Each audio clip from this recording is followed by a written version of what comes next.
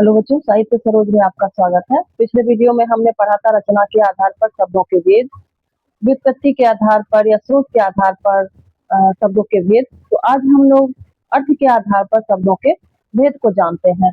तो अर्थ के आधार पर शब्दों के 6 भेद हैं। अर्थ के आधार पर शब्दों के 6 भेद हैं। पहला, पर्यायवाची या समानार्थी शब्द, विलोम या विपरीतार्थक शब्द, एकार्थक शब्द, अनेकार्थक शब्द, श्रुति संभिन्नार्थक शब्द, अनेक शब्दों का एक शब्द। इतने इसके भेद हैं। तो आओ आज हम पर्यायवाची शब्दों को कुछ जान लेते हैं। या समानार्थी शब्द किसे कहते हैं? समान अर्थ बतलाने वाले शब्द पर्यायवाची शब्द कहलाते हैं। इनका प्रयोग एक ही वस्तु प्राणी के लिए किया जाता है और एक ही होता है। जैसे दिवस, दिवस जैसे आज का दिवस, तो उसका होगा वासर, वार, दिन, अहन आदि।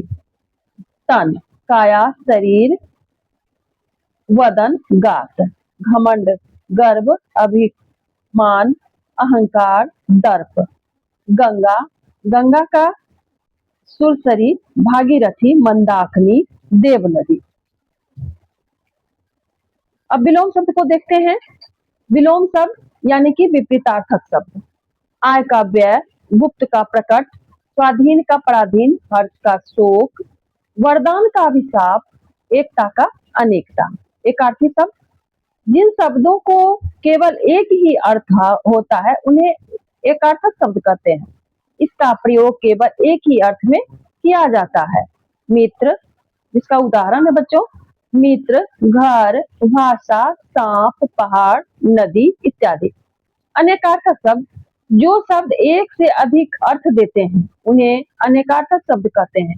जैसे पत्र, पत्र का और भी अर्थ होते हैं।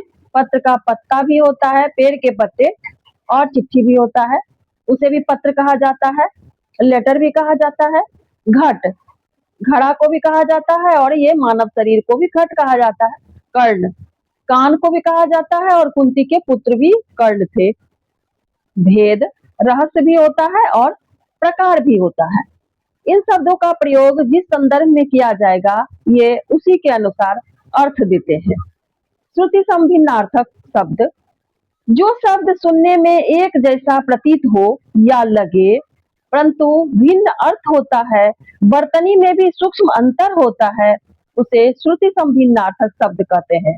यानी कि श्रुति में यानी कि सुनने में एक जैसा प्रतीत हो लेकिन उसका उच्चारण और उसका अर्थ दोनों अलग अलग हो, उसे श्रुति संभिन्नार्थक शब्द कहते हैं। अवधि, अवधि भाषा का नाम है, इसमें दीर्घिकार होता है।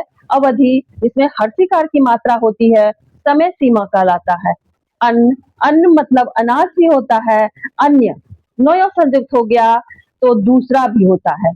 इसी तरह अब आगे चलते हैं।